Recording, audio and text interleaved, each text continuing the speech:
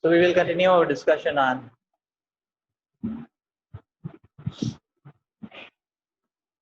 die before you die.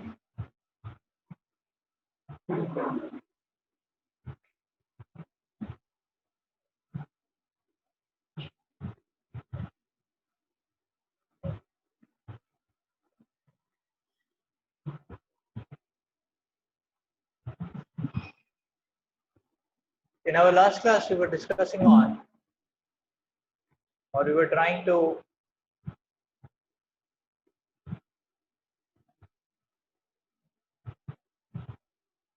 meditate upon the inevitable events of our own death.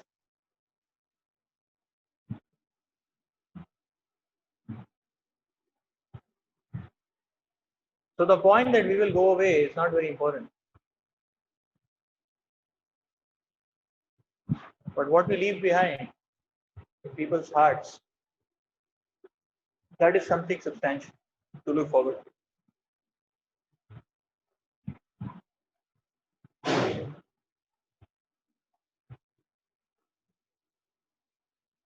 And if somebody says, no, I am not that selfless,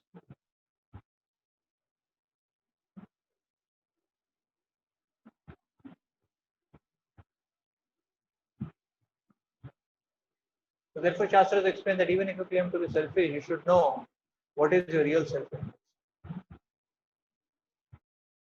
So therefore, body, what are we going to carry forward with us?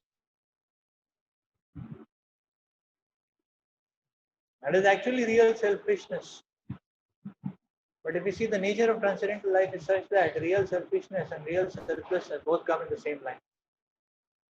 So whether one works for eternalizing his position and purification of his heart, or whether one works to help and serve others, and that way serve the Lord by being an instrument in the hands of the Lord, they both go in the same line. That's the point.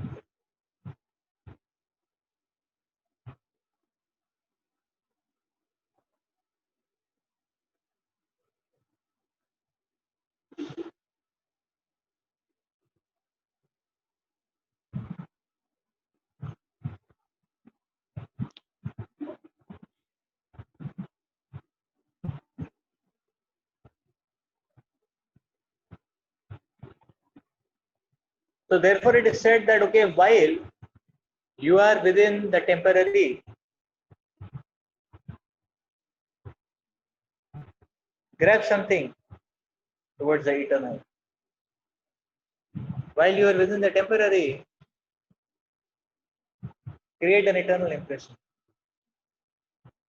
That's what is the point. Just like many people,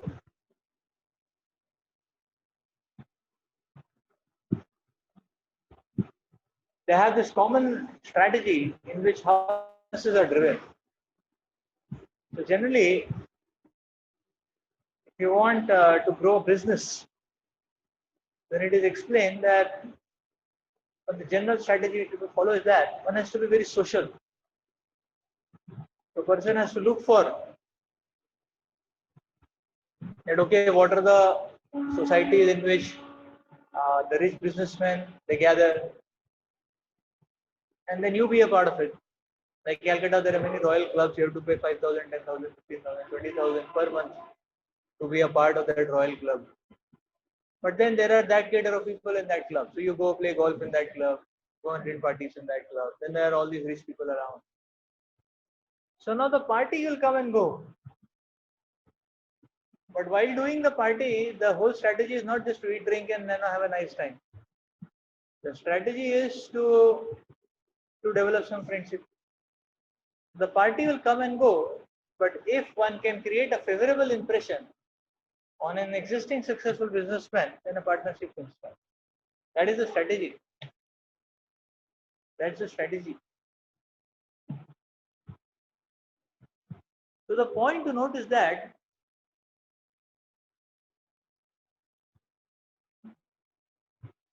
the flickering should never be a focus.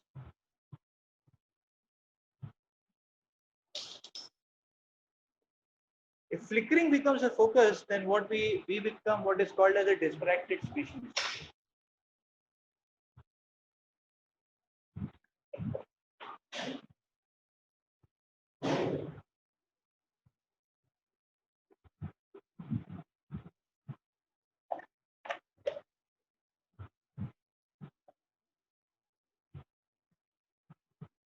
Some people are perpetually distracted.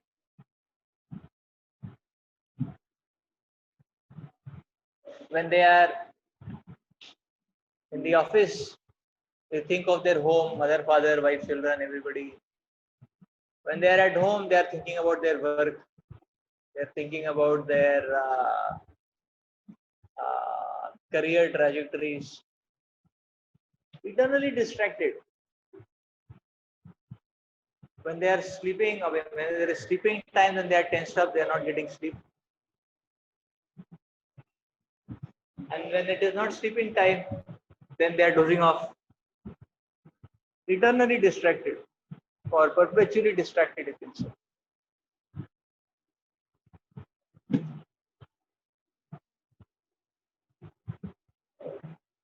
So by default, we can say, or we can see that distraction is uh, uh, is the modus operandi of Maya Shakti to keep us eternally entangled.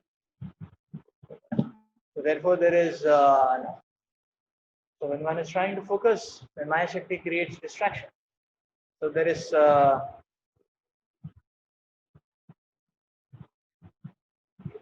primary distraction, and within the primary, there is secondary, tertiary. In that way, a cascade of distractions, one by one. So much so that the living entity doesn't understand what is happening. What is he doing? Who is he? Where is he? Where is he heading to? Where from is he coming from?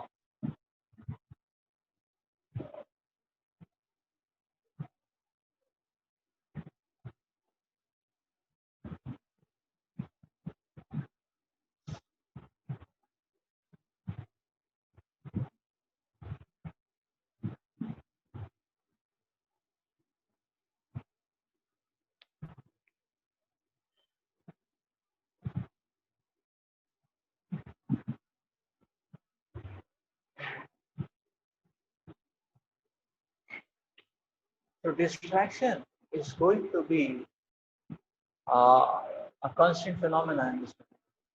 Therefore, the Shastras, the Bhakti Shastras and the Acharyas explain that one should be very, very cautious and one should be very, very conscious. So therefore, Bhakti requires alertness. Bhakti requires alertness. Time and again, one should take an inventory of himself. That where are my thoughts going to? What kind of desires I am having? What is it that I am churning? What is it that I am yearning for?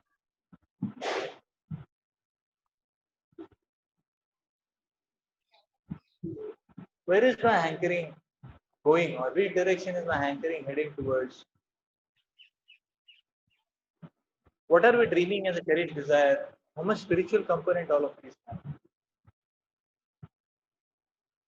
And if we find that spiritual components are not sufficient, we have to painstakingly install spiritual consciousness into our system. It's just like if you see in your laptop a particular application not there in your laptop or mobile, then you will download it from Play Store. You will download that particular app and install it. If it is there, we can use it. If it is not there, we install it. That is the idea. So it is all a matter of conscious installation. Just like we can see on mobile, you don't have to invent a new functionality. Whatever functionality we can think of, whatever utility we can think of, everything exists. You just need to search for the right app, giving that functionality, and you need to install that. Similarly, whatever we need to go back to Godhead, Krishna has given us, the Acharyas have given us. All the principles are there. There is nothing new to be invented. It's not that some Acharya has to come descend from the spiritual planet to give us a template of how to go to backward Bhakti. So that is already given. When some strategic new ways have to be shown, then the empowered representatives of God anyways come down to demonstrate.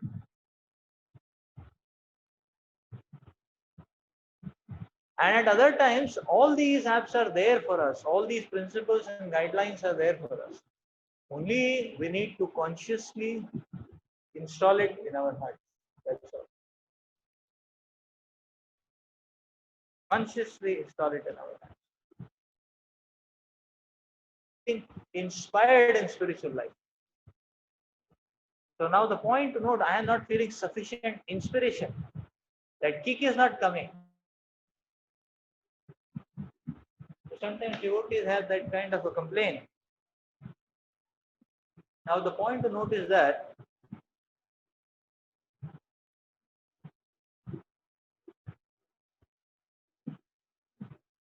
this inspiration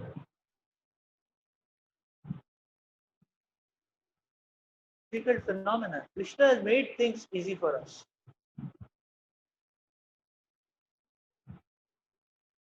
Just like many times you see, many times say in a house, in a home, say if a mother is not there in the house, still she will make arrangement that everything to eat will be there, lunch, dinner, everything. Even if she is a working mother, she will make arrangement before, after, somewhere. Beforehand, when she put in the casserole, leave it. So the point is, it is as easy as getting to know where is the casserole, opening the casserole, taking the prasad, and partaking. Inspiration is a scientific phenomenon. Inspiration happens by association. Inspiration happens by association. That is a standard phenomenon. That inspiration happens by association. So if we connect, then naturally we are going to be inspired. There is no doubt about it. But if we don't connect, inspiration is going to be tougher.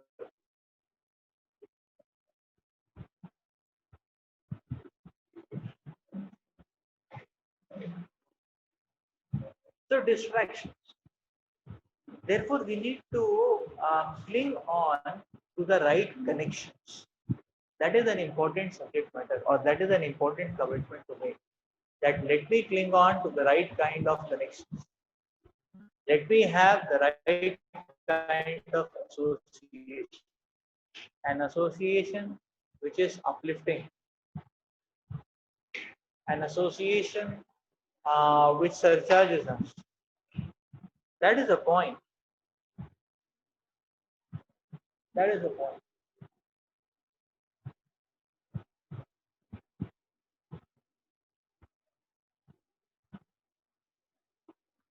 Just like Prabhupada would recommend devotees to read Prabhupada books every day,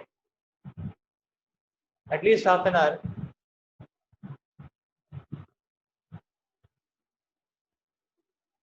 Or if you can read 1 hour, very good. At least half an hour every day. So Prabhupada recommended devotees to read his book. Now, if you read every day, then we don't have to worry that where is the inspiration. Inspiration will come by connectivity, like that.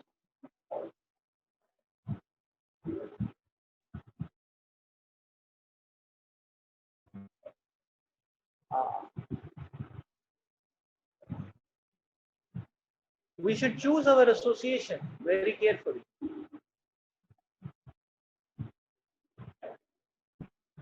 So if we see that in our society or in the world, we can see there are distractions outside the movement and there are distractions within the movement. Both are present. You can see both. There are distractions out of our movement, because Maya is provoking, so Maya is distractive, and there are distractions within our movement also. There are distractions within our movement as well.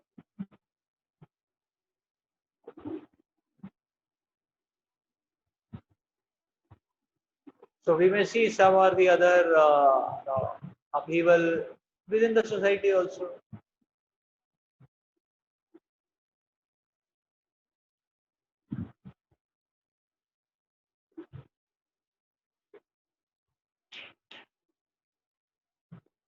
Similarly, we may see that sometimes there are waves of internal criticisms among devotees. Sometimes we can see some devotees going to some extreme patterns or developing some extreme understanding of how Krishna consciousness should be practiced.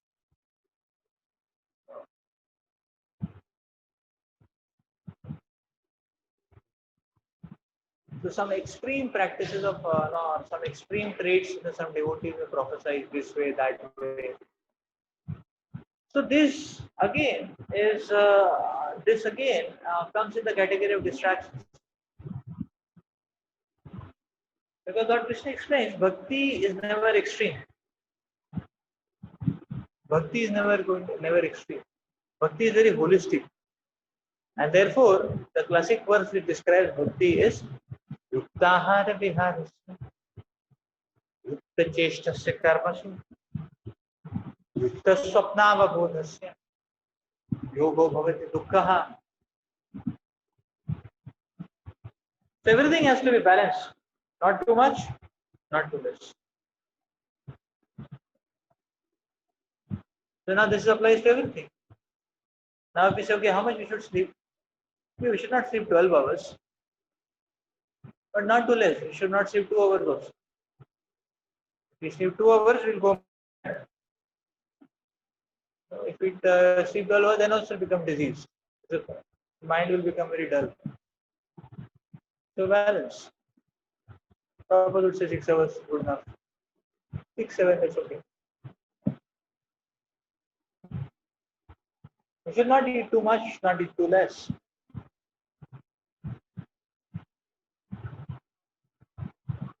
Now this is true for everything. How much chanting we should do? Not too much. One should not chant 64 rounds every day. Not too less. One should not chant 1 round also. The Prabhupada give a matrix. Okay, at least 16 you can chant. Some days you get inspired to chant more, that's okay. You can chant. So how long we should hear Bhagavatam class every day? Don't hear 5 minutes, but don't hear 5 hours also. Okay, unless we are there for a yatra, just 5-10 days exclusive camp, that's another story. But not too much, not too less. Similarly, how much to read proper books every day? No. We should not read 3 hours, 4 hours. Balance. We have to create a balance. And devotees have given us a matrix. Devotees have given us a matrix. So, in this way, we can understand that bhakti is very holistic. Bhakti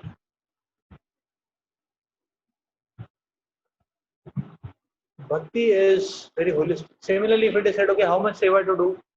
Okay, so today is the day, how much seva to do? Suppose we have to do preaching seva, follow-up seva. How much preaching seva, follow-up seva to do?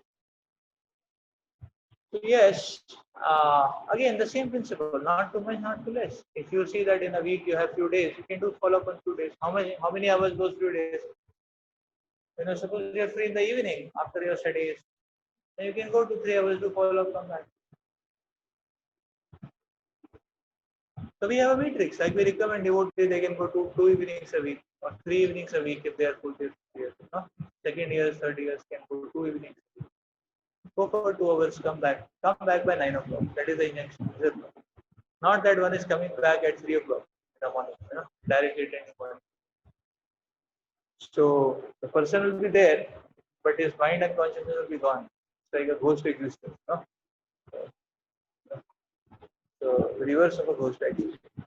An inverted image. The body is there, but everything inside is gone. Is tuned off. So the ghost is the reverse. It's an inverted image. So the point to note is this. Therefore, it should be. So we have to understand bhakti is holistic. Bhakti is never one-sided.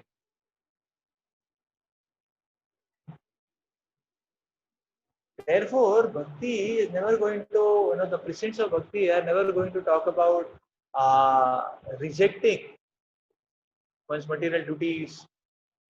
The precepts of bhakti are never going to talk about, making jumps in Krishna consciousness. It has to be a smooth curve which is continuous, which is differentiable. It should have all levels of continuity and differentiability. Again, what is that term called? Every order of differentiability should be there. Second order, third order. So that simply because should be continuous. It should not be. So therefore, we have to look out for. So we have to look out for. So that's the point. So now we see that okay. Now when we are coming to Krishna consciousness, when we look forward to devotees who are determined to practice Krishna consciousness, who are enthusiastically practicing.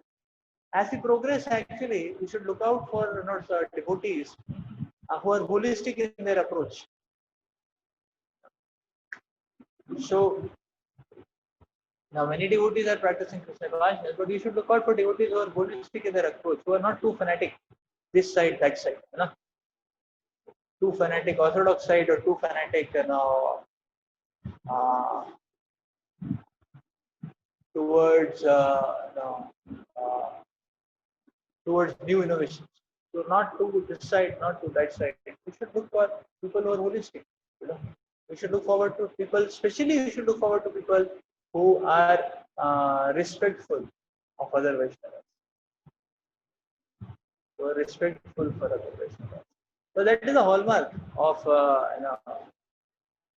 that is the hallmark of maturity. Immaturity means if I am right, other person is always wrong. If I am right, other person is wrong. If he is not wrong, how can I be right? That is immaturity. But maturity in Krishna consciousness means that if I am right, then he can also be right, and he can also be right, even though all these rights are maybe appearing contradictory. It's not contradictory; it's different dimensions of it, like that. It's as simple as that. Now, should one be loyal to Srila Prabhupada and the previous Acharyas? Yes, absolutely. Should one have innovations in preaching? Yes, absolutely. These are two different dimensions. Now, if somebody is not too much on one dimension, that's fine. He's covering that section of people for preaching. And if somebody is too much on this dimension, he's covering this section of the people. And if somebody is both sides, he's covering that big area. Big area can be this much also, like that. So either length and breadth both are big, then it is a big area, or the length is too much, breadth is a little bit, then also it's big. And vice versa. So therefore, the prime important characteristic is respect for all spectrum of Vaishnavas.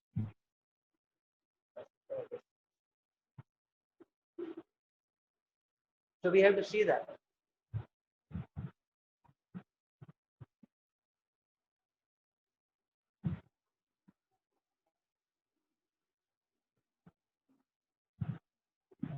So now we see various devotees. Now we see the next trend which comes is that various devotees have different kinds of emphasis. Some senior devotees emphasize on chanting a lot. Some senior devotees emphasize on preaching, go out and preach. Some emphasize on book distribution a lot. Some emphasize on visiting the holy dhams a lot. Some emphasize on deity worship a lot. Now, the question or the point to understand is that if everything has to be balanced, then what does this emphasis mean? That the devotee is emphasizing, say, chanting. Is he only chanting? Is he not preaching? Is he only chanting? Is he not reading properly? Is he not attending morning program? Mangal Arati, that is only chanting. Or is someone who is emphasizing book distribution, is he only distributing books even in the morning program time? What is he doing? So many times when we hear from various devotees and get to understand their emphasis, then from our palate there is a tendency to take an extreme stand. That bhakti means only chanting. Then one should very much minimize his preaching seva only once in a week, one day for 1 hour one can go. Or what is the need to go now? You can just give a Zoom class broadcast. Those who are willing, they can attend. Or, so what is the point?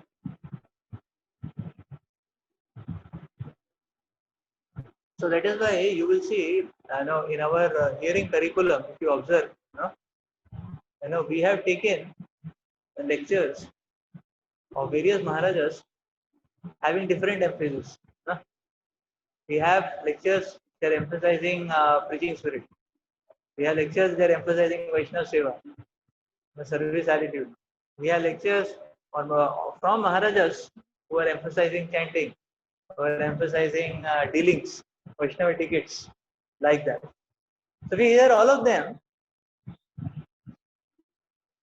Then because they are having that particular emphasis, then it's going to come up with the powerful punch, that particular message. And if you get these 5 directional punches, then it is very healthy for us. That's the point to understand. That is the point to understand. So we have to understand that. And the second point to understand is that none of these Maharajas are extremists.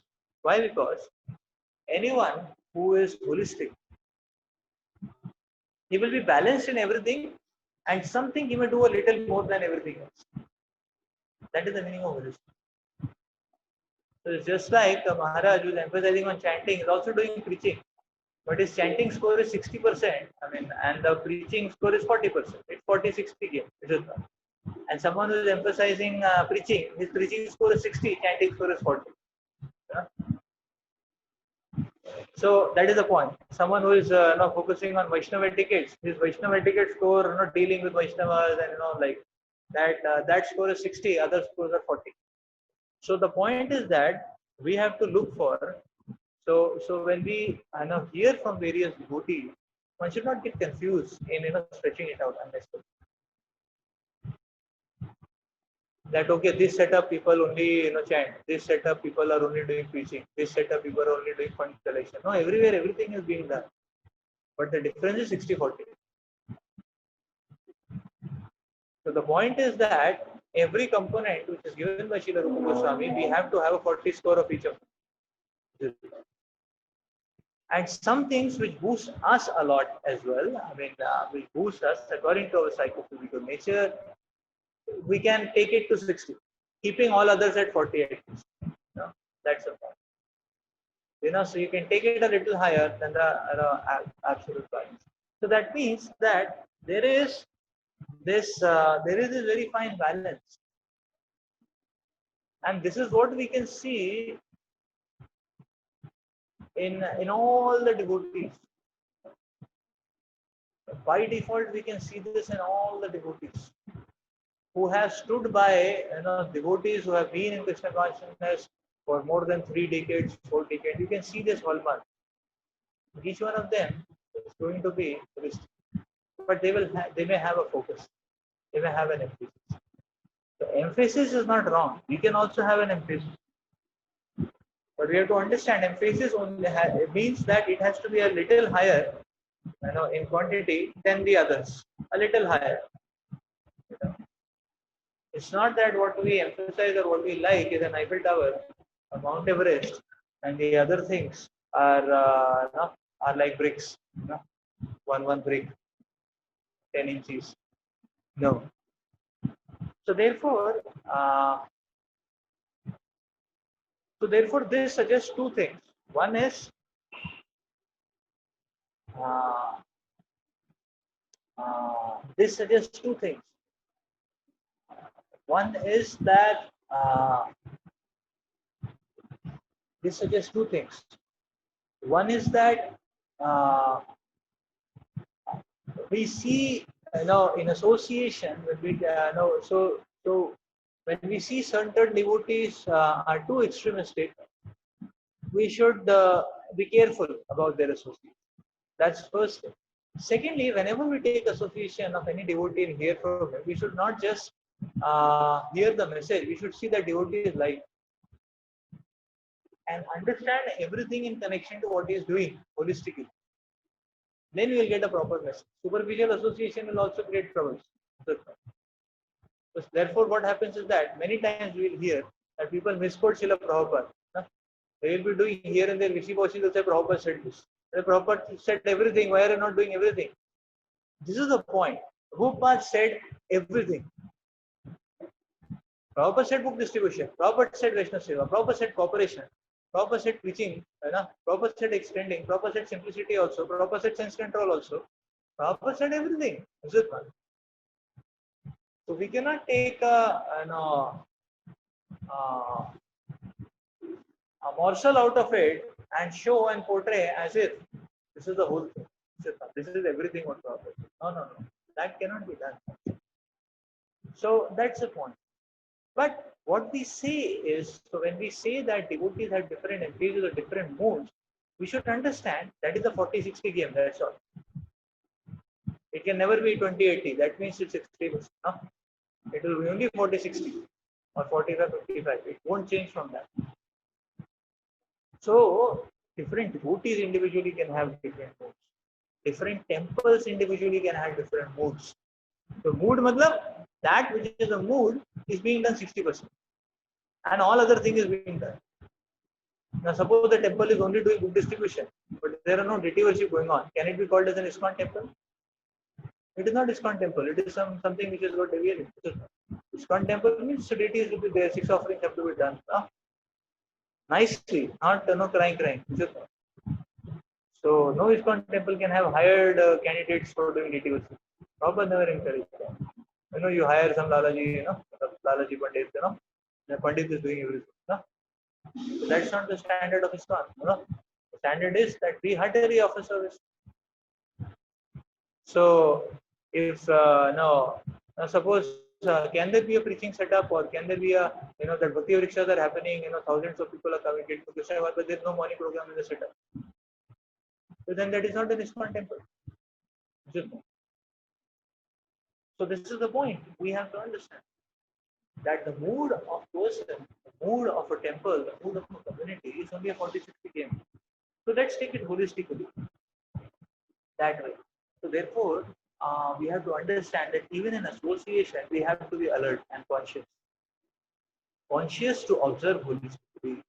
If we are not conscious and if we are callous, then we will only observe a tiny little portion of it, and the mistake is to consider a mole into a mountain. A part cannot replace the whole. A part makes the whole. So the part is essential. But when you say that, okay, the part, when you make it to that extent that the part is replacing the whole, then you are missing the goal. Then you are missing the goal. Part makes the whole, but the part cannot become the whole. And if you think that the part is the whole, then that's a sinister mistake. That means you're missing. So we have to have a very clear understanding of the part and the whole. The both should be in vision. Right? So that's why we have to be careful. Careful to remain holistic. Careful to remain alert and conscious. Careful to remain alert and calm. So in this way, we can see as we progress in Bhakti, the exams are getting tougher because the exams are getting more subtle. Is it not? You see how the exams are becoming more subtle. Just like Bharat Maharaj, he got a very subtle exam. Is it not? That means very tough exam. It was a positive activity. It was the calling of compassion. And we say, okay, compassion is next to, compassion is a divine quality. Love of God manifests as compassion. Bharat Maharaj, it was the calling for compassion, but that compassion, completely toppled his spiritual life. So now what do we say? Now, if we try to see, this is a very strong exam because this is so subtle, so fine. It looks like bhakti. It is what he did was the right thing to do. Bharat Maharaj did the right thing. Compassion is good. He's a noble soul. Prabhupada glorifies him. Prabhupada chastises him. His Prabhupada saying he's right. Bharat Maharaj is right. He's such a noble soul. This is the Vaishnav, who extends for others. Similarly, Arjuna is glorified. He's a noble soul because he's feeling for everyone, even his enemies. But then because of that feeling, he's not doing his dharma and service. There he goes wrong. So Bharat Maharaj also went wrong. Where he went wrong? He stopped attending the morning program. He should have held the deer, but then he stopped attending the morning program. He allowed that affection for deer to overpower his spiritual focus. That's where he went wrong. Therefore, he had to pay the price of 2 more lives. Otherwise, in that life itself, he was going back to God.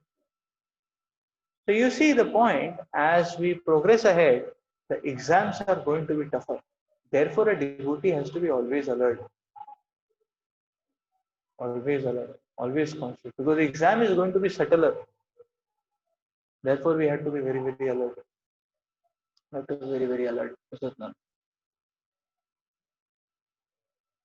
Therefore, we have to be very alert. So, in this way, we can try to understand.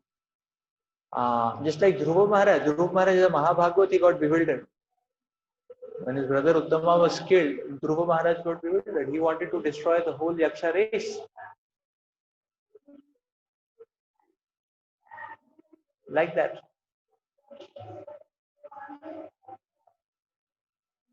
And then Swayambhuva Manu had to come and tell him, please stop. So now when Swayambhuva Manu came and he said, please stop, Dhruva Maharaj immediately came to his senses. He stopped. And because he stopped, then Kubera, who is the forefather, who is the founding father of the Yakshas, he came, he blessed Dhruva Maharaj. That is the pastime goes like that. So why? Because now Dhruva Maharaj, even in that stage, he was considering that he needs association, he needs directions, he needs guidance. Because his pointer was on always, therefore he could catch the signal very quickly. Is it not? So exams are going to be subtle and tough. Is it not? And therefore one has to be conscious. Therefore one has to be very cautious and very conscious. Therefore, what is going to happen is, as we progress in Krishna consciousness, because of Krishna's mercy, what is going to happen is that the aspect of fall down is going to become more and more gradual. It's like a first year student. He can fall down